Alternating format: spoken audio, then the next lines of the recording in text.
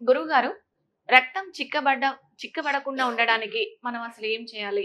ఆహారంలో ఎలాంటి నియమాలు పాటించాలంటారు? చక్కటి ప్రశ్న అడిగారమ్మా. ఇప్పుడు ఈ శరీరం అతలాకుతలం కావడానికి ముఖ్య పాత్ర పోషించేదే రక్తం చిక్కబడ్డం. రక్తం చిక్కబడిందంటే వాతం పెరుగుతుంది. హ్మ్. ఈ వాత లక్షణాల వల్లే రక్తం చిక్కబడ్డం. ఈ వాతం పెరిగిందంటే రక్తం చిక్కబడ్డం, అది నరాలలో ప్రెషర్ స్లోగా వెళ్ళడం, ఈ అక్కడక్కడ ఈ చిన్న చిన్న క్లాట్ రావడం, అక్కడ రక్తం ఆగడం, అది వెరికోస్గా మారడం, ఓకే. అది బ్రెయిన్కి వెళ్ళడం, అది పక్షపాతానికి దారితీయడం, అది హార్ట్కి వెళ్ళడం, ఆ పంపింగ్ స్లో కావడం, గుండెపోటులు రావడం, ఇట్లా ఎన్నో కారణాలు ఈ వాతం వల్ల.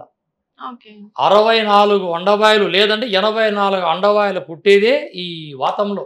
ఓకే. ఇది నాడీ మణిమాల అనే గ్రంథాల్లో కానీ, నాడీ నక్షత్రమాల అనే గ్రంథాల్లో కానీ, నాడీ సంచారం గురించి ఎంతో అద్భుతంగా రచించారు ఆ రోజు మహనీయులు. ఓకే. ఈ రక్తం చిక్కపడ్డానికి కారణం తినే ఆహారాలు. వేడివేడిగా తినడం, పొగలొస్తూ ఉంటాయి. హ్మ్. ఈరోజు బిర్యానీ ఆర్డర్ పెట్టిన సెంటర్లోకి వెళ్ళినా అలా పొగలొస్తూ ఉంటాయి. అలా వేడివేడిగా తింటాం, అలా మింగగానే వెంటనే నీళ్ళు పోసుకుంటాం. హ్మ్. ఇది తప్పు, ఓకే. అలా చేయకూడదు.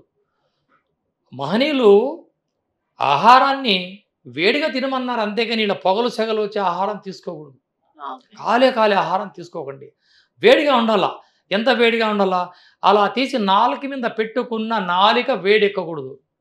అటువంటి తీసుకునే మనకి ఎటువంటి ఇబ్బంది అలా కాలే ఆహారం తీసుకుంటే అది పొట్టలో పడి హెయిర్ పెరిగి ఆల్రెడీగా మన పొట్టలు శుభ్రం కాక మల విసర్జన నిండిపోయింది లోపల. ఆ డస్ట్ అంతా ఆ రక్తంలో కలిసి ఆ రక్తంలో చెడు కొలెస్ట్రాల్ మారి ఎన్నో సమస్యలు దారితీస్తుంది. మన ఆయుర్వేదాన్ని మనం చక్కగా అలవాటు చేసుకుంటే ఈ సమస్యలు మనకు ఉండవు. ఓకే. ఎలాంటి చెప్తారు మీరు రెమెడీ దానికి? వెరీ సింపుల్ అమ్మా. ఎల్లిపాయలు లేని ఇల్లే ఉండదు. ఆ! ప్రతిరోజు అరకప్పు పాలు, అరకప్పు నీళ్లు, రెండు ఒక గిన్నెలకి వేయాలి. ఓకే. 4 ఎల్లిపాయలు అలా పొట్టు తీసి 4 రెబ్బలు శుభ్రంగా అలా చితకొట్టి అందులో వేసి అలా 2 సార్లు పొంగించాల. హ్మ్. పొంగించిన తర్వాత దాన్ని కొద్దిగా గోరువెచ్చగా ఉన్నప్పుడు ఆ ఎల్లిపాయలు తిని ఆ పాలు తాగాల. హ్మ్. ఈ విధంగా చేస్తే బీపీ మొత్తం 80/120 ఓకే. లేదా 90/30 ఇంక దాటదు. ఓకే. తక్కువ ఉన్నవాళ్ళు, ఎక్కువ ఉన్నవాళ్ళు? ఎక్కువ ఉంటే కంట్రోల్, హ్మ్. తక్కువ ఉంటే బ్యాలెన్స్ చేస్తుంది. ఓకే. ఇది నేను ఎంతోమందికి ఎన్నో ప్రోగ్రాముల్లో, మీటింగుల్లో, హ్మ్. వంటిల్లే వైద్యశాల అనే కార్యక్రమంలో ఇది హ్మ్. చెప్పాను. హ్మ్. ఒకవేళ ఇది నిజమా అబద్ధమా అని ఈ ఛానల్ ద్వారా అనుమానించేవాళ్ళు హ్మ్. ఒక బీపీ మిషన్ చుట్టండి చేతికి, హ్మ్. కొట్టండి, చెక్ చేయండి. హ్మ్. మాన్యువల్‌లో చెక్ చేయండి. ఓకే. లేదా ఈ ఎలక్ట్రానిక్ దాంతో కూడా చెక్ చేయండి. హ్మ్. మాన్యువల్‌లో ఒరిజినల్, ఓకే. మాన్యువల్‌లో పర్ఫెక్ట్ చూపిస్తుంది. అందులో 100 ఉంటే ఇందులో 110 చూపిస్తుంది. హ్మ్. అలా చేసి అప్పుడు ఎంత ఉంటుందో మామూలుగా నార్మల్ బీపీ ఎంత ఉండాలా? 80/120. ఇక్కడ 100/140, 150 ఉందనుకోండి. ఆ! అటువంటి టైంలో మిషన్ అట్లే ఉన్నాయి. హ్మ్. ఆ లోపల హ్మ్. ఈ ఎల్లిపాయలు, పాలు మరిగించి హ్మ్. ఈ మిషన్ చూపిస్తా ఉంటుంది. హ్మ్. 100/140 చూపిస్తా. అటువంటి తరుణంలో ఈ ఎల్లిపాయలు తిని, హ్మ్. ఈ పాలు తాగి గ్లాసు పెట్టిన సమయంలో అలా బీపీ కంట్రోల్‌కి వచ్చేస్తది. ఇది నా అనుభవం. నేను చాలా మందికి పరిశీలన చేసిన అద్భుతమైన రెమెడీ ఇది. ఓకే.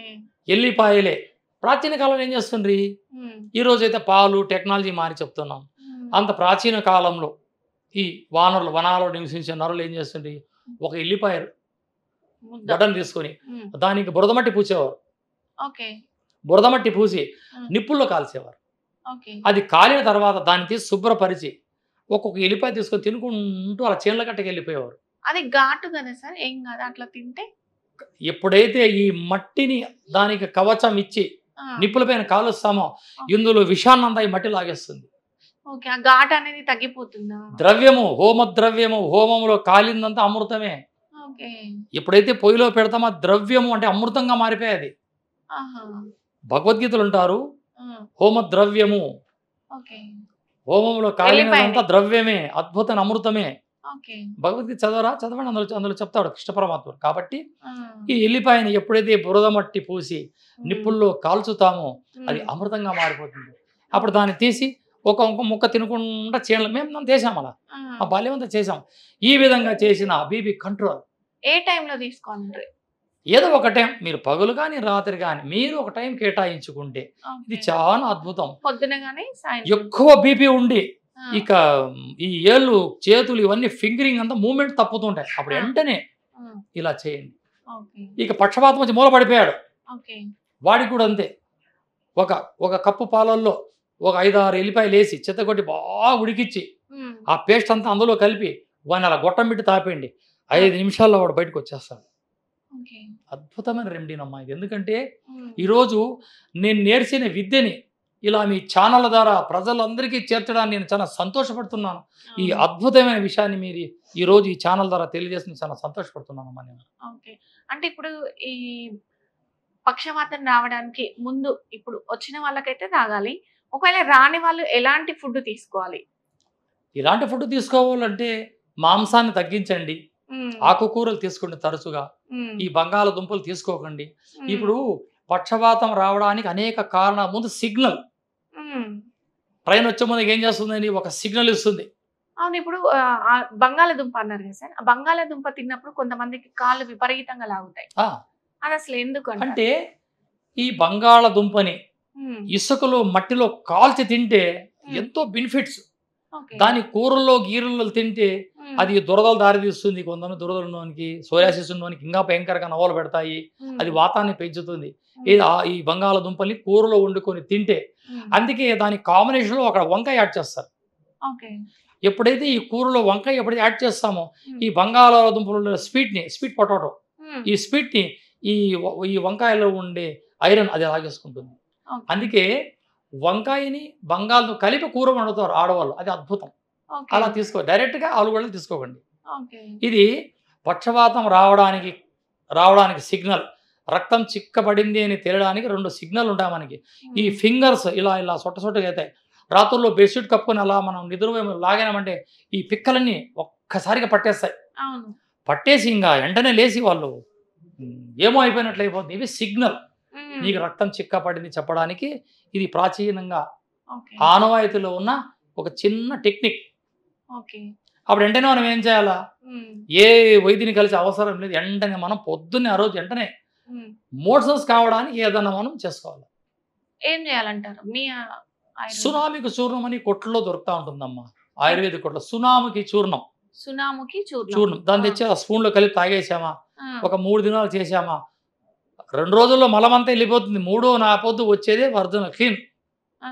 ఫస్ట్ రోజు 2వ రోజు లోపల డస్ట్ వెళ్ళిపోతుంది. ఆ. ఇక 3వ రోజు పేగుల్లో ఉండే కొలెస్ట్రాల్ అంతా పెరిగేస్తుంది, బ్యాడ్ కొలెస్ట్రాల్. ఓకే. ఈ విధంగా చేసుకోవాలా. ఒకవేళ సునామికి దొరకకపోతే ఉమ్.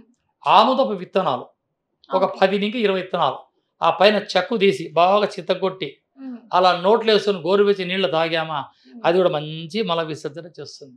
ఆముదపు గింజలు. ఆముదపు గింజలు ఓకే. ఏ వయసు వాళ్ళైనా ఏ వయసు తీసుకోవచ్చా? వాళ్ళకి, చిన్నపిల్లలు అయితే 1 గింజ, ఓకే. నూరంత పెద్ద 2 గింజలు. ఇప్పుడు నాబోటి 50 ఏళ్ళ వాళ్ళు అయితే ఒక 10-20 గింజలు. ఇలాంటి అమ్మాయిలు ఈ విధంగా తీసుకుంటే ఉమ్. ఎటు తిరిగి మల విసర్జన జరిగిన తర్వాత చూడండి, అర్ధరాత్రులు మీ పిక్కలు పట్టుకో. ఇది నా అనుభవం. ఉమ్. స్క్రీన్ పైన నా నంబర్ ఉంటుంది. ఉమ్. మీ అనుభవాన్ని చూసి మీరు కాల్ చేసి నాకు సమాధానం అడిగినా నేను ఖచ్చితంగా చెప్పగలను um. Any time. Okay. Yes.